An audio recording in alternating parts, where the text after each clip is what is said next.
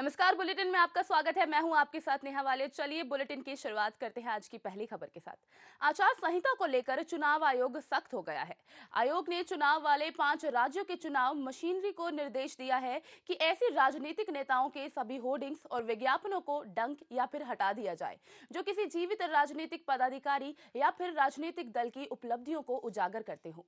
निर्देश में यह भी कहा गया है कि कोई भी राजनीतिक दल या पदाधिकारी अपनी सराहना और अपनी या किसी राजनीतिक दल के नेता की छवि को चमकाने के लिए सार्वजनिक कोष से धन नहीं ले सकता या फिर सार्वजनिक धन व्यय नहीं कर सकता। बता दें कि 4 फरवरी से 8 मार्च के बीच उत्तर प्रदेश, उत्तराखंड, पंजाब, गोवा और मणिपुर में विधानसभा चुनाव होने हैं और 4 जनवरी को इन राज्यों का चुनाव कार्यक्रम घोषित होने जा रहा है। साथ ही आदर्श आचार संहिता लागू हो गई है।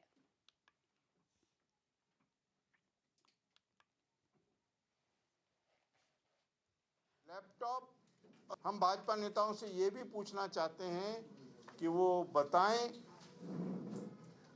कि वे सरकार के हर निर्णय पर जो नुक्ताचीनी करते हैं उनके पास इस राज्य की जनता को देने के लिए कोई वैकल्पिक सोच है या नहीं है। मुख्यमंत्री हरीश रावत जी ने चुनाव आयोग से चुनाव आचार संहिता का पालन करने के संबंध में मार्गदर्शन चाहा है। मुख्यमंत्री जी आचार संहिता का पालन करने के लिए कटिबद्ध हैं, वचनबद्ध। वहीं हरीश रावत के मीडिया सलाहकार सुरेंद्र अग्रवाल ने बीजेपी पर जनता को गुमराह करने की ओछी राजनीति करने का आरोप लगाया है। अग्रवाल ने कहा कि वैदिक प्रक्रिया के तहत लैपटॉप बांटे गए हैं। सुरेंद्र अग्रवाल के बीजेपी के सवाल करते हुए इन्होंने पूछा कि क्या आयुष चिकित्सकों को एनपीए मिलना चाहिए या फिर नहीं। वहीं सुरेंद्र अग्रवाल ने आचार संहिता का पूरा ध्यान रखने की बात कही है।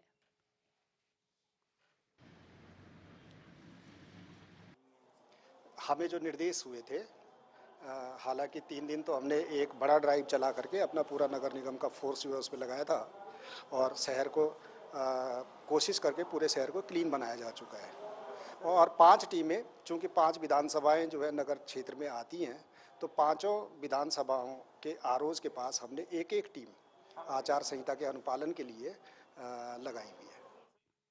चलिए बात करते हैं देहरादून की। आचार संहिता लगने के बावजूद देहरादून के कई विधानसभा क्षेत्रों में राजनीतिक पार्टियों के नारे और विज्ञापन देखे जा सकते हैं। यहां तक कि कुछ जगह तो ऐसी भी है जहां सरकारी संस्थानों की दीवारें अभी तक पार्टियों के प्रचार से ढकी हुई हैं। प्रशासन की तरफ से देहरादून में वॉल पेंटिंग और स्लोगन हटाने के लिए 5 टीमों का गठन किया गया।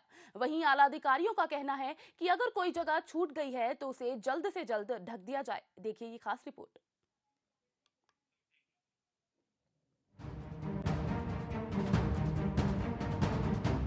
2002 से लगातार काशीपुर से विधायक बन रहे हरभजन सिंह चीमा के टिकट पर भी संशय की स्थिति बन गई है। दरअसल मामला पुराना है। चीमा 2002, 2007, 2012 में लगातार तीसरी बार विधानसभा पहुंचे। इस बार भी उनकी दावेदारी पक्की माने जा रही थी, लेकिन अचानक चुनाव से पहले कहानी ने करवट बदल दिया। चीमा को लेकर हाई कोर्ट में एक याचिका दाखिल की गई है जिसमें कहा गया है कि वो अपनी उम्र और पढ़ाई लिखाई का ब्यौरा सही नहीं दी है।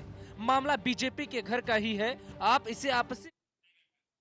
वहीं चुनाव आते ही कांग्रेस ने अपना प्रचार अभियान भी तेज कर दिया है। इसके लिए पार्टी सोशल मीडिया का भी जमकर इस्तेमाल कर रही है। कांग्रेस ने विधानसभावार टीम बनाकर सोशल मीडिया के जरिए प्रचार कर रही है।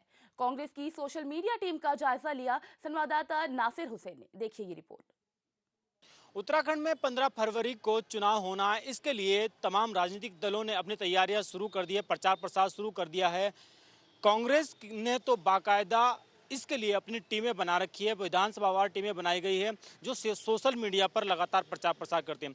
इस वक्त टीम के एक सदस्य हमारे साथ मौजूद हैं, उनसे बात करते हैं। किस तरह की आपकी टीम बनाई गई है और किस तरह से सोशल मीडिया पर आप लोग प्रचार प्रसार कर रहे हैं? हमारी 70 विधानसभाओं में प्रदेश कांग्रेस सरकार द्वारा आईटी द्वारा 70 विधानसभा में पूरी टीम है। हाँ, 70 विधानसभाओं का मतलब आपका हर जो विधानसभा है उसमें कम से कम 20-25 मेंबर आपके ऐड हैं। आपका जन जन तक पहुंचाने का काम किया जा रहा है। यहाँ से आईटी का जो मेन प्रचार होता है, यहाँ से हमारे पास इन्फॉर्मेशन जाती है, हमें उसे जन जन तक पहुँचाना होता है। जुमलेबाजी की इस बार बिल्कुल नहीं चलेगी। अभी से हमारा हर युवा साथी हमारे साथ तैयार हो चुका है इलेक्शन लड़ने के लिए। जितना इस बार ज़मीन पे होगा योगदान, उतना ही इस बार नेट का भी योगदान होगा। किस तरह की आप इंफॉर्मेशन सोशल मीडिया के माध्यम, फेसबुक, व्हाट्सएप और ट्विटर के माध्यम से लोगों तक पहुंचाते हैं? क्या इसकी प्रक्रिया है? सबसे पहले हमारे पास हमारे व्हाट्सएप पे मैसेज आते हैं, उसके बाद हम फेसबुक, ट्विटर, आपका जितने भी व्हाट्सएप पे ग्रुप वगैरह होते हैं उन पे सब पे फॉरवर्ड करके जितने भी होते हैं जन जन तक पहुंचाने का काम हमारे हर युवा साथी हमारी विधानसभा से बूथ स्तर तक से कर रहे हैं। कितने लोग आपकी टीम में जुड़े हुए हैं और बाकायदा उन्होंने कितने ग्रुप्स आप बना रखे हैं?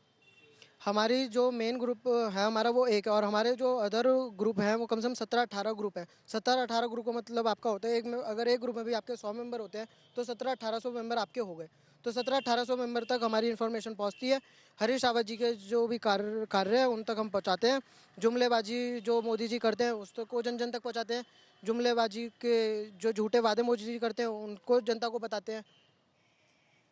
तो ये बिल्कुल कांग्रेस का एक नया तरीका है जिसमें तमाम टीम बना करके सोशल मीडिया के माध्यम से जन जन तक सरकार की योजनाओं को पहुंचाया जा रहा है ताकि चुनाव में इसका फायदा मिल सके। इन टीमों में 16 से 17 मेंबर एक विधानसभा में होते हैं और बाकी इन्हीं विधानसभाओं में इन्होंने तमाम ग्रुप बना रखे हैं जिसके माध्यम से सरकार की योजनाओं तक उनको पहुंचाने का प्रयास करते हैं। तो कुल मिलाकर अब माना जाए कि एक सोशल वार शुरू हो चुका है। कांग्रेस ने इसको लेकर के जोरों शोरों से तैयारियां शुरू कर दी हैं। कैमरा पर्सन अजुल बिश के साथ नासिर हुसैन, HNN 24/7 देहरादून।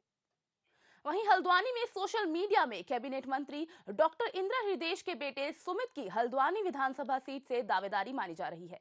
वहीं संजीव आर्य ने नैनीताल विधानसभा से लड़ने की बात कही। साथ ही उन्होंने ये भी कहा अगर आला कमान कहेंगे तो हल्द्वानी से भी मैं लड़ने के लिए तैयार हूं।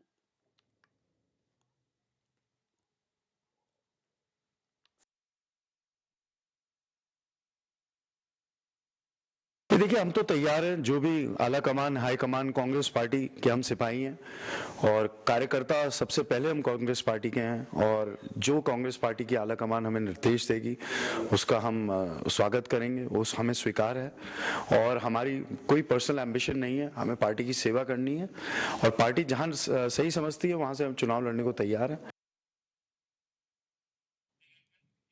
हरिद्वार के रानीपुर विधानसभा में बीजेपी ने महिला मतदाताओं को आकर्षित करने के लिए नारी शक्ति सम्मेलन का आयोजन किया। सांसद रमेश पोखरियाल निशंक ने कांग्रेस पर जमकर आरोप लगाए और राज्य सरकार पर महिलाओं की उपेक्षा का भी आरोप लगाया। हालांकि आचार संहिता के उल्लंघन की शिकायत पर निर्वाचन अधिकारी भी मौके पर पहुंचे। इस मामले में कार्यक्रम के आयोजक विधायक आदेश चौहान ने कहा कि इस कार्यक्रम की लिखित में अनुमति ली गई है।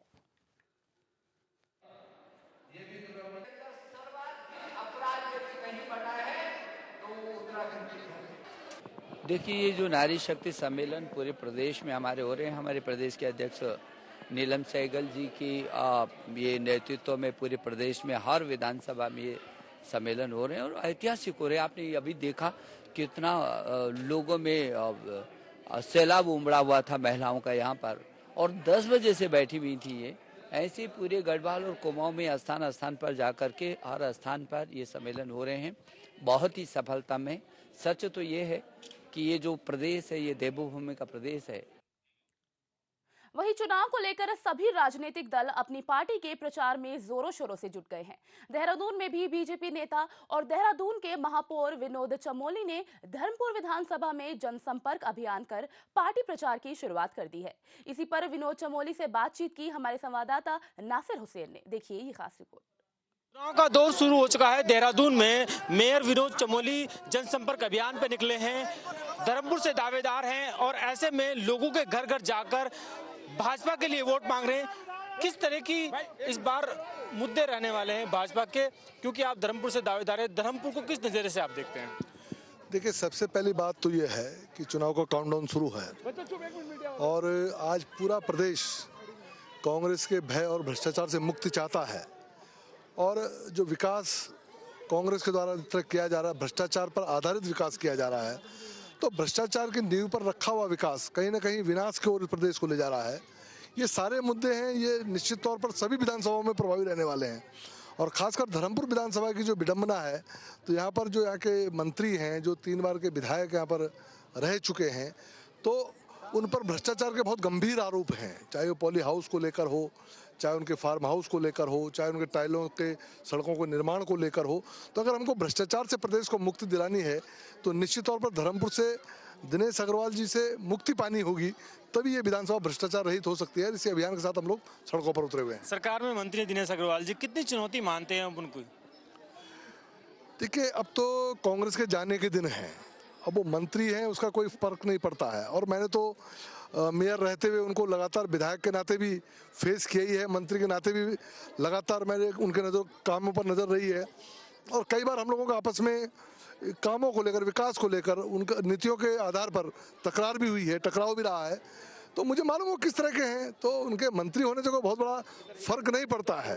कुल मिला के हम इस बार धर्मपुर विधानसभा को जीतने जा रहे हैं, उसके अभियान पर निकले हैं। तो ये मान लिया जाए कि आप टिकट के दावेदार हैं, तो आपका टिकट फाइनल हो गया है, इसलिए आप मैदान में उतरे हैं? देखिए, चुनाव प्रचार चल रहा है। मेरा टिकट नहीं भी होगा तो मुझे चुनाव प्रचार करना है, क्योंकि मैं पार्टी का एक जिम्मेदार कार्यकर्ता हूँ और वर्तमान में मेयर के नाते भी यहाँ पर काम कर रहा हूँ। और 5 सीटें मेरे पास हैं जिन पर मुझे काम करना है। आपने देखो कि पिछले दिनों कांग्रेस ने अपना प्रचार अभियान शुरू कर दिया है। भाजपा इस प्रचार अभियान में पीछे न रहे, ये मेरी भी जिम्मेदारी है। लिहाजा हम टिकट का निर्देश पार्टी करेगी और जब करेगी अपना समय लेगी, लेकिन हम चुनाव प्रचार में पीछे नहीं रहना चाहते हैं, इसलिए हम लोग निकले हुए हैं। भाजपा चुनाव प्रचार में पीछे नहीं रहना चाहती, ये साफ तौर पर कहना है विनोद चमोली का, और इसीलिए वो मैदान में उतर चुके हैं, जनसंपर्क अभियान कर रहे हैं और उनकी कोशिश यही है कि धर्मपुर विधानसभा जो सीट है वो भाजपा के खाते में पहुंचे। नासिर हुसैन, HNN 24/7, देहरादून। वहीं बीजेपी युवा मोर्चा ने अल्मोड़ा में युवा संवाद कार्यक्रम का आयोजन किया, जिसमें युवाओं ने पलायन और युवा नीति के मुद्दों पर ठोस कार्रवाई की मांग की। युवा मोर्चा के प्रदेश अध्यक्ष कुंदन लटवाल की मौजूदगी में आयोजित इस कार्यक्रम में कई जगहों से आए युवाओं ने हिस्सा लिया। युवा मोर्चा के अध्यक्ष कुंदन लटवाल ने कहा कि युवाओं के उठाए गए मुद्दों से बीजेपी के राष्ट्रीय कार्यकारिणी और केंद्र सरकार को भी अवगत कराया जाएगा।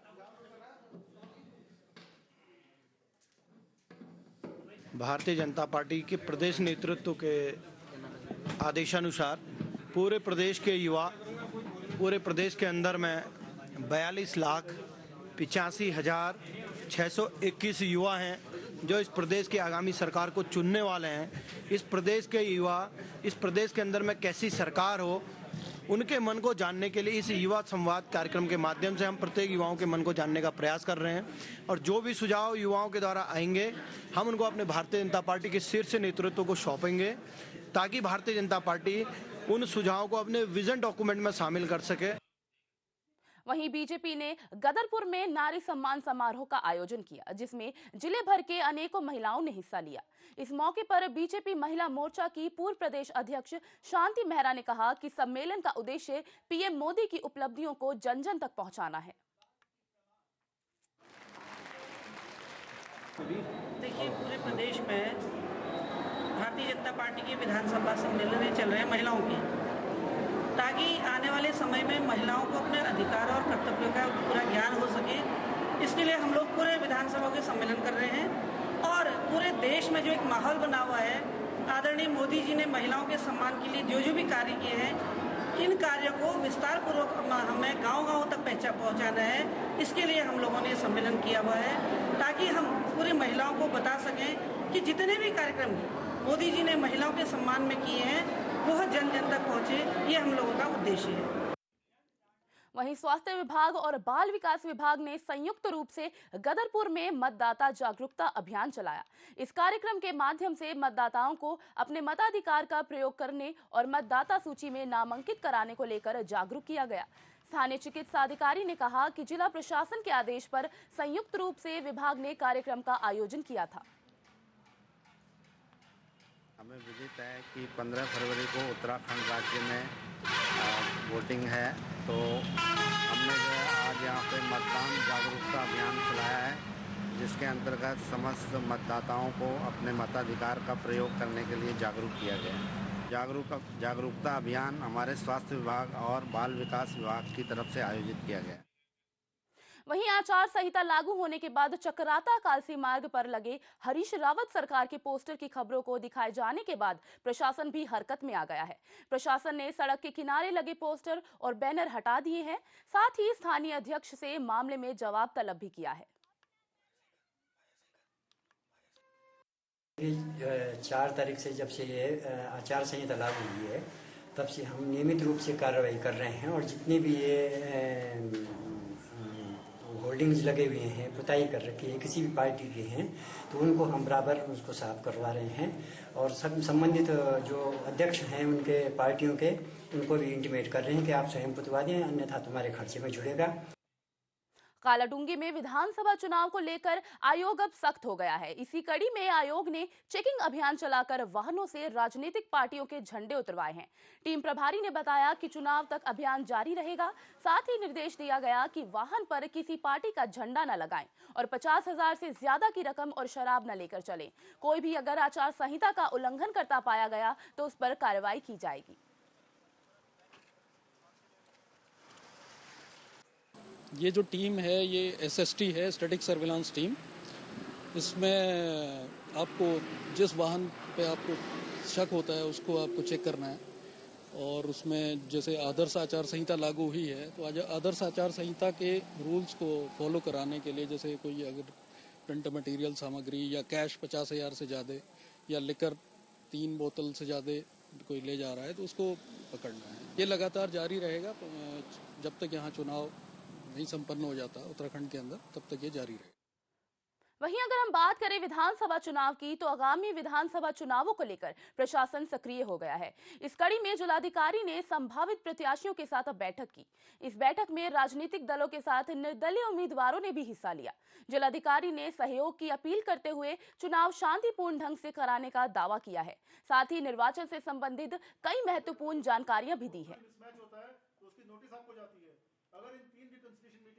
आज बैठक की गई है और इसमें सारे नोडल अधिकारी, सारे आरओ इसमें मौजूद हैं और उनको सारे निर्देश दिए गए। जो इलेक्शन कमीशन ऑफ इंडिया के जो निर्देश है, मॉडल कोड ऑफ कंडक्ट किस प्रकार लागू करना है मतदान के दिन से लेके और अंतिम समय तक जो है लगातार उनको किस तरह से मॉडल कोड ऑफ कंडक्ट का पालन करना है, उसके निर्देश दिए गए और भी उनको स्थान बताए गए, कहाँ पे नॉमिनेशन होगा, क्या होगा, एक्सपेंडिचर्स के क्या रूल्स हैं, क्या नियम है, सबकी जानकारी दी गई। प्रेजेंटेशन में उनको कंडक्ट के बारे में बताया गया है और उनकी जो समस्या है उनका समाधान किया गया, उनकी जो क्वेरीज है। फिलहाल मेरे साथ इस बुलेटिन में बस इतना ही। देश और दुनिया की ताजा तरीन खबरों के लिए बने रहिए HNN 24/7 के साथ। नमस्कार।